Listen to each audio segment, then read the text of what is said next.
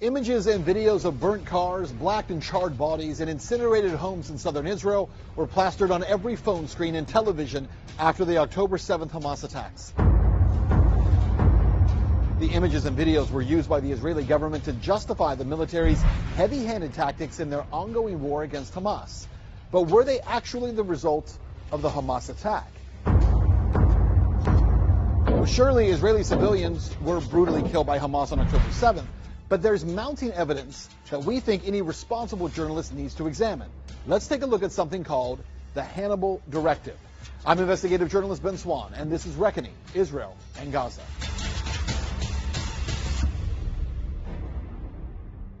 So far in this investigative series, we have discussed how Israel had received concrete and credible intelligence from foreign intelligence agencies, their own military, and even Israeli citizens about where and when the October 7th Hamas attacks would take place. The military rammed through the approval of the Nova Music Festival at the last minute, despite pushback from people within the army, and even threatened legal action against soldiers who tried warning and preparing for the Hamas attack. And when the attack began, what did the military do? Well, nothing.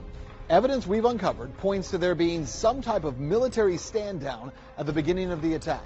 But we need to take a look at another crucial aspect of that day. When the IDF began to finally use their firepower and military to engage Hamas in southern Israel, did they exclusively target enemy militants? Well, evidence actually points to no. To understand what the Israeli military did to their own civilians on October 7th, you have to understand the political aspirations of Hamas and what the goal of taking hostages is: political leverage. There are over 10,000 Palestinians in Israeli jails, 3,000 of whom have not been to trial or charged with a crime. When militant groups manage to capture Israeli civilians or soldiers, it gives them leverage to force a prisoner swap and to get some of their people out of Israeli prison. For example, in 1986, Hamas managed to kidnap 3 Israeli soldiers and bring them into Gaza. They demanded 1,150 Palestinian prisoners in return for those 3 soldiers. Well, after this, the military drafted a secret field order to prevent future kidnappings. It was called the Hannibal Directive. The directive gets its name from the Carthaginian general who chose to poison himself rather than allow himself to be captured alive by the Romans. Back in 2003, again, strangely enough, October 7th, 2003, 3 Israeli soldiers were taken hostage and brought into Lebanon. Following the activation of the Hannibal Directive, IDF attack helicopters fired indiscriminately on 26 vehicles, thus ensuring the death of their own soldiers and therefore robbing Lebanese militants of the ability to demand Israel make concessions. The last known application of the Hannibal Directive was 2014 in Rafah. Hamas fighters managed to capture an Israeli soldier, Lieutenant Haydar Golden. Instead of allowing the lieutenant to be used as leverage by Hamas, though, the military killed him, dropping bombs, missiles, and shells on the area he was being held, killing that soldier and also 100 Palestinian civilians. The scale of the Hannibal Directive on October 7th was entirely different, though, from those of the past. A retired Israeli Air Force general, Nof Erez, described it during a podcast with Haaretz, an Israeli newspaper, saying this, quote, "The Hannibal Directive was apparently applied at a certain stage, because at the moment they understand there is a kidnapping, they immediately say, guys, this is a Hannibal.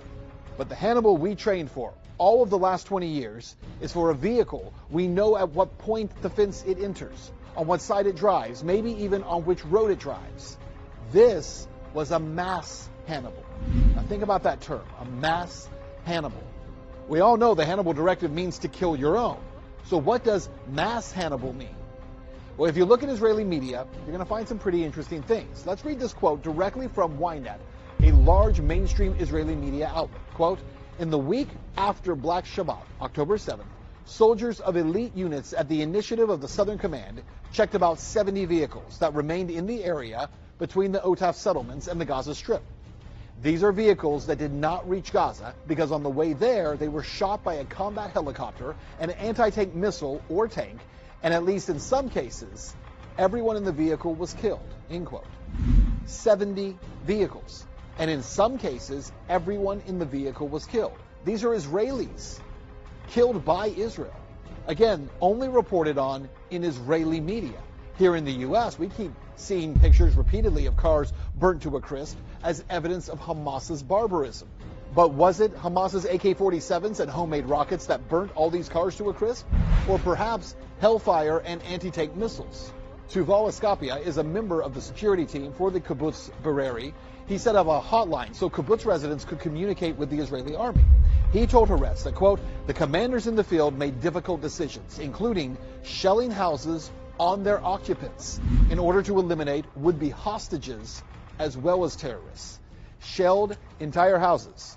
Do we hear this in American mainstream media? That the Israeli military targeted and destroyed over 70 cars with Hellfire missiles that were filled with Israelis, and that they decimated entire Israeli homes with tank shells.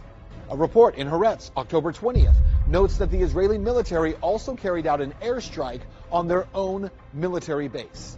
That base was filled with Israeli civil administration officers and soldiers at the time. An Israeli woman named Yasmin Porat gave an interview with Israel Radio that the military undoubtedly killed numerous Israeli hostages during gun battles with Hamas militants. Listen.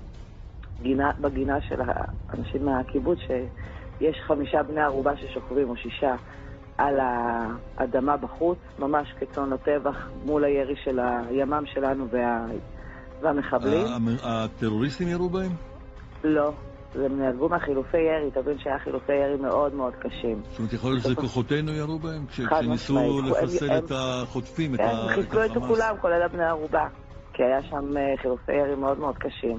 אני משוחררת בסביבות השעה 5:30, ב8:30 כנראה מסתיימת הלחימה, אחרי שהיה חילופי אש מטורפים. IDF General Barak Hiram, who we covered in our previous episode, prevented hundreds of troops from entering kibbutz Bereri for hours on October 7th, when he finally allowed the IDF to go in. He ordered tanks to fire on multiple homes. The tank shells killed at least 12 Israeli hostages and 3 children. Recently, the UN published an investigation confirming several of these facts, namely that the IDF had in fact activated the Hannibal Directive on October 7th. Quote, the Commission is aware of the allegations that Israeli special forces used the Hannibal Directive to prevent the capture of Israeli civilians and their transfer to Gaza, even at the cost of killing them. The Commission documented one statement by an ISF tank crew confirming that the crew had applied the Hannibal Directive. So to recap, the Israeli military, Israeli civilians, and the United Nations all admit to the IDF purposely killing their own on October 7th. How many? Well, that's hard to tell.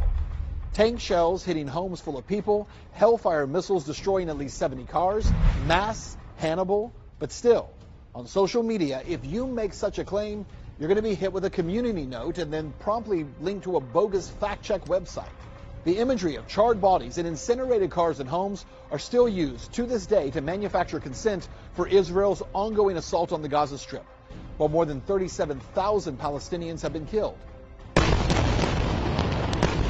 During war, all sides produce propaganda, but has Israel been offering up images of the aftermath of their own assault on their own people and then presenting it as something that their enemy did? We know these claims are pretty heavy. So please fact check us and let us know if we are reporting in any way something that's inaccurate.